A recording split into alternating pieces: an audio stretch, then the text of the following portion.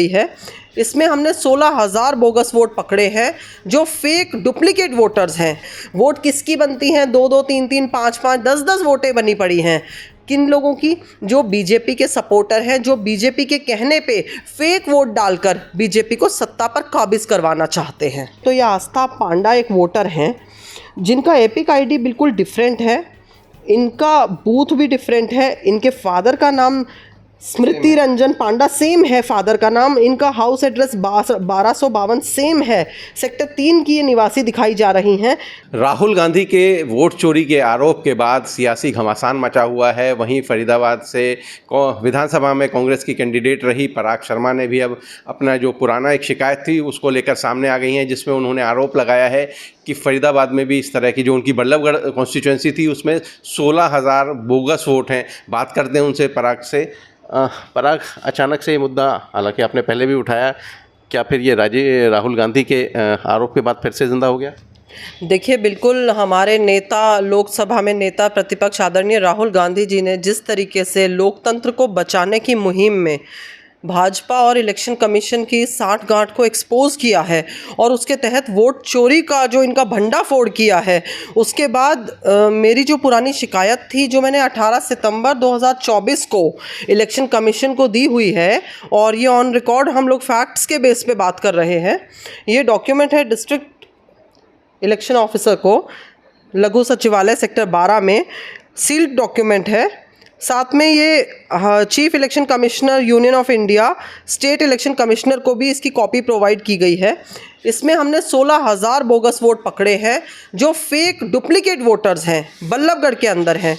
देखिए, बल्लभगढ़ एक शहरी और ग्रामीण सीट का एक मिक्सचर है, तो उसका समावेश होने की वजह से यहाँ पे कॉलोनियों में कई जगह ऐसे लोग आते हैं जो बाहर से भी रहने आते हैं, जिनके वोट बनाना आसान है। अगर हम गांव देहात की बात करें, वहाँ पे बच्चा बच्चा एक दूसरे को जानता है, सबको पता होता है कौन किसके परिवार के लोग हैं। लेकिन क्योंकि ये शहरी सीट में भी आता है तो यहाँ पे आइडेंटिफिकेशन बहुत मुश्किल हो जाता है। लेकिन क्योंकि हम चुनाव में थे, तैयारी कर रहे थे, हमें पता था कि कहीं ना कहीं बीजेपी भी कोई कारनामा कर रही होगी। वहीं पर जब हमारी कुछ नाम ऐसे हमें मिले जो बड़े अटपटे से लगे, अनयूजुअल नेम्स थे, तो हमारा थोड़ा शक गहराया। जब लोगों ने, हमने 2-3 नाम ऐसे पकड़े जिनके अलग अलग एपिक आईडीज़ थे। देखिए, उनकी उम्र सेम है, एज सेम है, एड्रेस सेम है, नाम सेम है, पिता का नाम सेम है, और सडनली उनके एपिक आईडीज़ डिफरेंट इशू करे गए हैं। और हम और आप जैसे लोग तो एक एक आईडी पर वोट डालते हैं, और हज़ारों ऐसे लोग हैं बल्लभगढ़ में मैंने देखा जो वोट बनवाने के लिए धक्के खा रहे हैं। उनकी वोट नहीं बनती क्योंकि वो जेन्युइन लोग हैं। वोट किसकी बनती हैं? 2-2, 3-3, 5-5, 10-10 वोटें बनी पड़ी हैं। किन लोगों की? जो बीजेपी के सपोर्टर हैं, जो बीजेपी के कहने पे फेक वोट डालकर बीजेपी को सत्ता पर काबिज करवाना चाहते हैं। अच्छा पराग, एक सेकंड रोकूंगा। आप जो दिखा रही हैं जो डेट है, ये जो आपने कंप्लेंट की थी 18 सितंबर, यानी कि ये विधानसभा के जो चुनाव से पहले की है, तो उस पर कोई कार्रवाई नहीं हुई? जी बिल्कुल, कार्रवाई नहीं हुई। और देखिए, मैं आपको ऑन रिकॉर्ड दिखाती हूँ कि हमने ईमेल के थ्रू भी इनको डॉक्यूमेंट सेंड करे हुए हैं अपनी कंप्लेंट के। हाईलाइटेड है सब्जेक्ट, और इसके बाद आप ये देखिए कि हमने इसमें लिखा भी है, please find the list of 16,000 bogus votes in Ballabhgarh assembly constituency as attachment.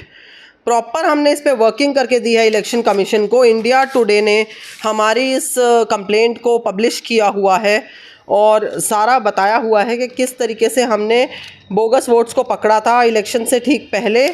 और इसी में आप ये देखिए कि एसडीएम बल्लभगढ़, जो अभी भी मयंक भारद्वाज जी वहाँ पे एसडीएम हैं, उन्होंने खुद इस बात को एडमिट किया है कि SDM Ballabhgarh Mayank Bhardwaj acknowledged receipt of the complaint stating yes we have received the complaint. हाँ, हमने कंप्लेंट रिसीव करी है और in accordance with election commission guidelines हम एक्ट कर रहे हैं।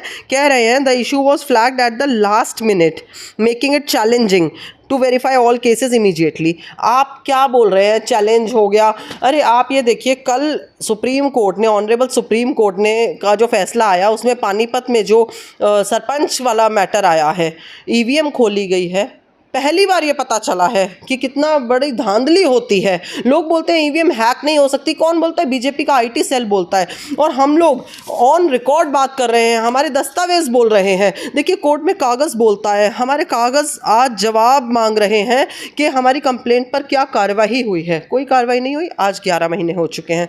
मैं आपका ध्यान आकर्षित करना चाहूँगी, ये 16,000 डुप्लीकेट वोटर्स की लिस्ट है बल्लभगढ़ में, जो एक्चुअली इनके एपिक आईडीज़ डिफरेंट हैं। अगर आप देखें तो ये आस्था पांडा एक वोटर हैं जिनका एपिक आईडी बिल्कुल डिफरेंट है, इनका बूथ भी डिफरेंट है, इनके फादर का नाम स्मृति रंजन पांडा सेम है, फादर का नाम, इनका हाउस एड्रेस 1252 सेम है, सेक्टर 3 की ये निवासी दिखाई जा रही हैं, 24 साल इनकी उम्र दिखाई जा रही है, महिला बताई जा रही हैं ये इन डॉक्यूमेंट्स के अनुसार। हमें नहीं पता ये कौन है, लेकिन 3 एपिक आईडीज़ इन्हें हमने और आपने तो नहीं इशू कर दिए, ना ये खुद बनवा लाई। किसने इशू करे? इलेक्शन कमीशन ने। किसने करवाए? जिनकी सरकार है।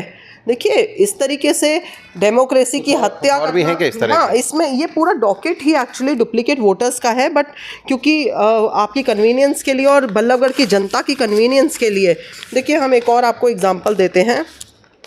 ये जैसे अभिषेक सिंह सेंगर हैं, आपको नॉर्मली ये नाम यहाँ नज़र नहीं आएंगे, पांडा सेंगर बहुत कम नज़र आएंगे। अशोक कुमार सिंह सेंगर हैं इनके पिता का नाम, 1630 इनका एड्रेस है, 1630, दोनों 62 सेक्टर बल्लभगढ़ के, उम्र भी 35 साल, मेल। इनकी एपिक आईडी डिफरेंट है, लास्ट में 834 है, इसमें 498 है। फिर आप बात करिए आदित्य राणा की, राज सिंह, इन तीनों आदित्य राणा के पिताजी का नाम भी सेम है, राज सिंह।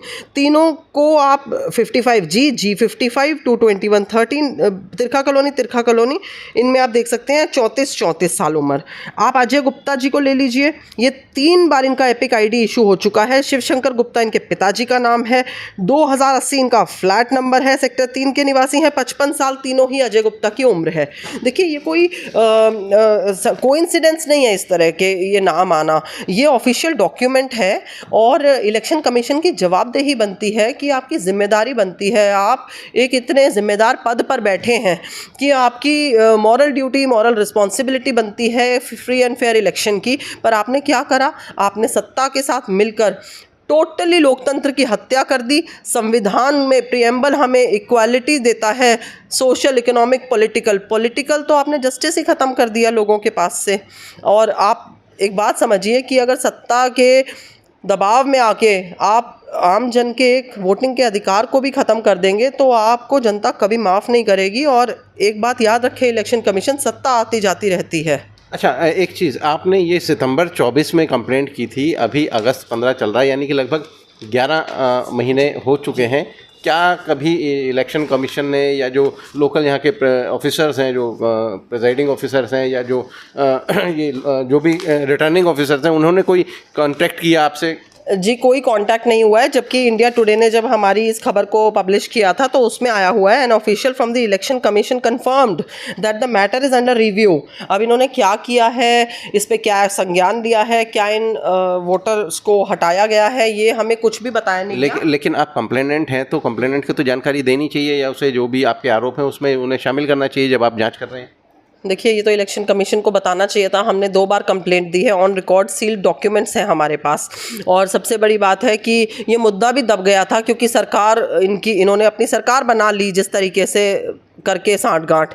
जब राहुल जी ने 7 अगस्त को ये मुद्दा उठाया तो उन्हीं की मुहिम को आगे बढ़ाते हुए मैं खुद एक बात को समझती हूँ कि हम लोग आज यहाँ पे पक्ष और विपक्ष की लड़ाई नहीं लड़ रहे, राहुल गांधी और नरेंद्र मोदी की लड़ाई नहीं है, ये देश को बचाने की लड़ाई है। ये उन लोगों की खातिर है जो लाइन में लगकर 4-4, 5-5, 6-6 घंटे लाइन में लगते हैं, वोट डालते हैं, हर इलेक्शन का इंतज़ार करते हैं कि अब सरकार नई आएगी तो हमें राशन मिलेगा, नई नौकरियाँ आएंगी, विकास होगा देश में, हमारा देश आगे बढ़ेगा। अगर Bharatiya Janata party election commission के माध्यम से खुद ही सरकार बनाने लग जाएगी, ऐसे डुप्लीकेट वोटर्स बनाकर वोट को चोरी करके, तो फिर लोकतंत्र कहीं बचा नहीं, संविधान कहीं बचा नहीं हमारे देश में।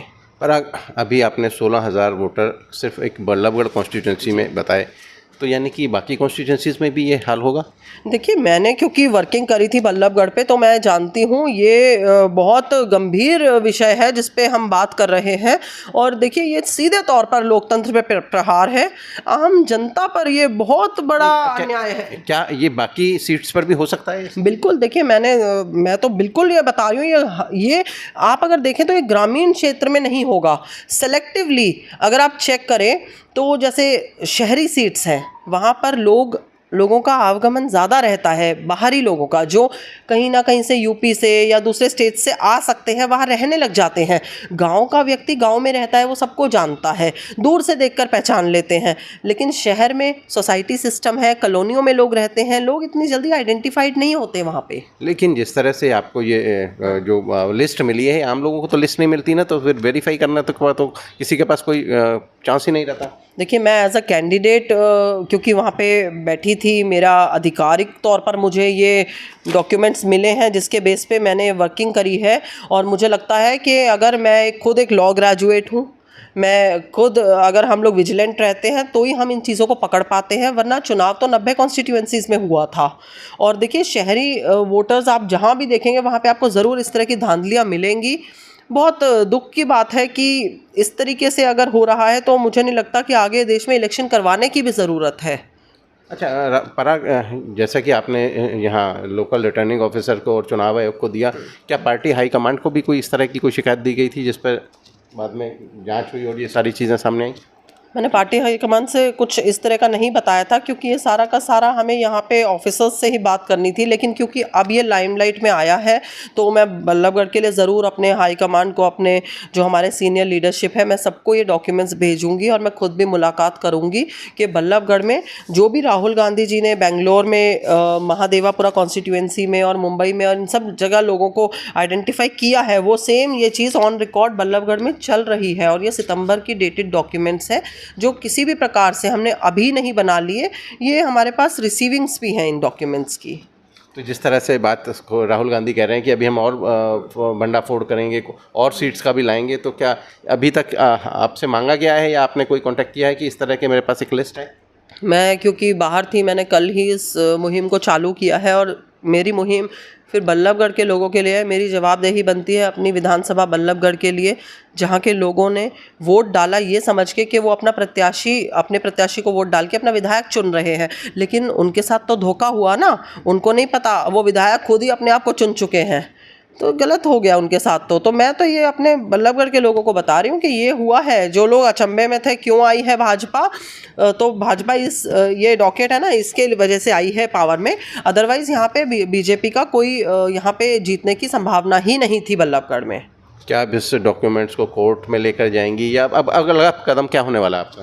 देखिए, सबसे पहला तो मेरी ये कोशिश थी कि बल्लभगढ़ के लोगों के सामने ये आए, ये लोग एक्सपोज हों कि किस तरीके से इलेक्शन को जीत कर आए हैं। दूसरी बात है कि इन लोगों के पास जाकर इनसे पूछा जाए, आपके पास 3-3 एपिक आईडीज़ किसने इशू करे? इलेक्शन कमीशन नहीं करे, तभी ये इलेक्शन कमीशन की लिस्ट में ये रिफ्लेक्ट कर रहे हैं।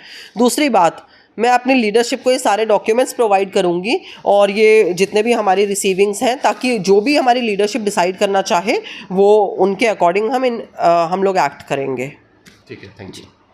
तो ये थे हमारे साथ कांग्रेस की बल्लभगढ़ से प्रत्याशी रही पराग शर्मा, जो साफ आरोप लगा रही हैं। इनका कहना है कि ये लिस्ट जो चुनाव आयोग ने, जो यहाँ रिटर्निंग ऑफिसर ने उन्हें मुहैया कराई थी, उसमें विधानसभा चुनाव जो कि अक्टूबर 24 में हुए थे, उससे पहले उन्होंने इस मुद्दे को उठाया था, क्योंकि जो लिस्ट प्रोवाइड की गई उसमें एक नाम के शख्स के 3-3 एपिक आईडीज़ हैं। हालांकि एड्रेस सेम है, बहुत सारे ऐसे हैं जिसमें 2 हैं, कहीं 3 हैं, कहीं 4 हैं, एपिक आईडीज़ अलग हैं, लेकिन बाकी जो डिटेल्स हैं वो सेम है, फादर नेम सेम है, हाउस एड्रेस सेम है।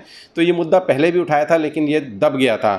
लेकिन अब जब नेता प्रतिपक्ष राहुल गांधी ने ये मुद्दा उठाया है और इसके बाद लगातार उनका कहना है कि इस तरह की और जहां सीट्स हैं उस पर खुलासे किए जा रहे हैं, तो उसके बाद पराग शर्मा सामने आई हैं। उनका कहना है कि अभी वो अपनी टॉप लीडरशिप से बात करेंगी, क्योंकि ये डॉक्यूमेंट पुराने हैं और उनके सामने रखेंगे। हालांकि जो चुनाव आयोग को ये जो शिकायत दी गई थी उस पर 11 महीने के बाद भी उनसे कोई संपर्क नहीं किया गया। अब लिहाजा देखना होगा कि आगे क्या होगा। हरियाणा तक के लिए फरीदाबाद से सचिन गौड़।